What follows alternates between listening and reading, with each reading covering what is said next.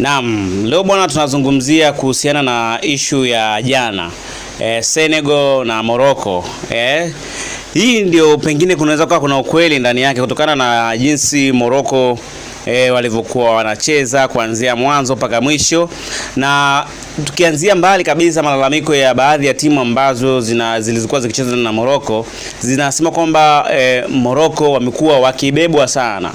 Na hapa ninaenda kuanzia na mechi, mfano mzuri ni mechi ya Tanzania dhidi ya Morocco, na tumeona kuna penalty ambayo mwamuzi alitakiwa apulize dakika za mwisho kabisa zile za nyongeza, lakini pia walitamani waende wakaangalia kwenye VAR, lakini VAR haikutumika katika tukio hilo, kitu ambacho kikawa kinawaaminisha watu wengi kwamba Morocco huenda wakawa wanabebwa.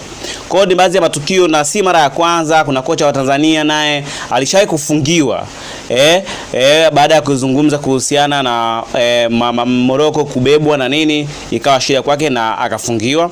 Lakini baada ya kufungiwa, sisi pia Tanzania tukaona alikosea, tukamtimua naye. Lakini hivi sasa tukiwa na kocha Gamondi, mambo yakawa ni yale yale. Tunaona ni matukio ambayo kwa upande wetu ni kama yanatuumiza, na baadhi ya vilabu pia vimekuwa vikitoa lawama hizo. Mwisho wa siku tukasema yamepita, yaliyopita si ndio tugange yajayo, tuje tuishuhudie finali safi kati ya Morocco dhidi ya Senegal. Na kweli finali ile ilikuwa ni finali safi yenye kuvutia, mchezo ulikuwa ni mzuri pande zote, Morocco akishambulia, Senegal wakishambulia, lakini kuna matukio ambayo hautaacha kumuhusisha mwamuzi.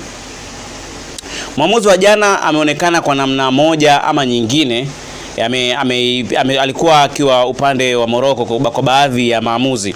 Kuna goli ambalo Senegal walifunga, lakini mwamuzi aliashiria kwamba ilikuwa ni foul na halikuwa goli. Ilikuwa ni foul alicheza, lakini haikuwa goli. Lakini baadaye tunakuja kuona goli safi, tunakuja kuona Morocco wanapata